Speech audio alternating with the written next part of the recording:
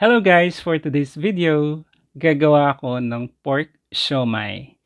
Narito na ang aking mga ingredients. Meron ako ditong 3/4 kilogram ng ground pork, carrots, onion,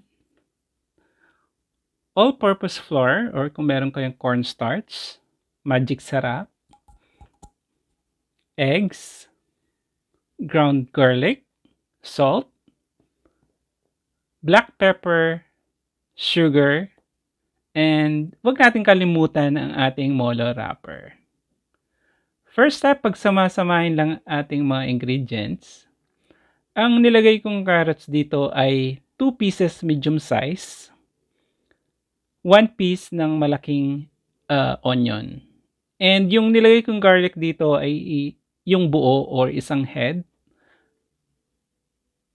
3 tablespoon ng flour, at 2 pirasong itlog, 1 teaspoon ng salt, and nilagay ko lahat dito yung small pouch ng magic sarap. Ayan, nilalagyan ko na siya ng black pepper and 1 teaspoon ng sugar to balance the taste. Ayan, pinaghalo-halo ko na ang aking mga ingredients hanggang makuha ko ang right consistency or hanggang maging well-mixed lahat ng mga sangkap. And ito na ang pinakamahirap na part, ang pagbabalot.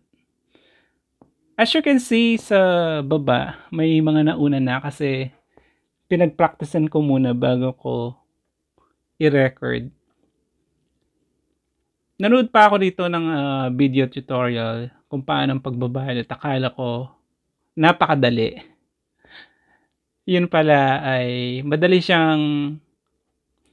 kapag pinapanood mo, pero pag ginagawa mo na ay sobrang napakahirap.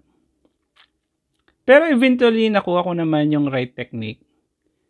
And siguro dito sa isang molo wrapper nakagawa ko ng 62 to 65 pieces. Ayan, gumawa ako ng siomai kasi paborito ko to, lalo na kapag meron kang napakasarap na sauce. Dati very affordable ang siomai dahil nakakabili ka ng 20 pesos, mga 4 pieces na, pero ngayon 10 to 11 pesos na bawat piraso. Ayan. So, ang iba dito ay niluto ko na, pero yung iba ay binalot ko na at nilagay sa freezer. Ayan, luto ng aking siomai. Gawa na rin po kayo. Maraming salamat.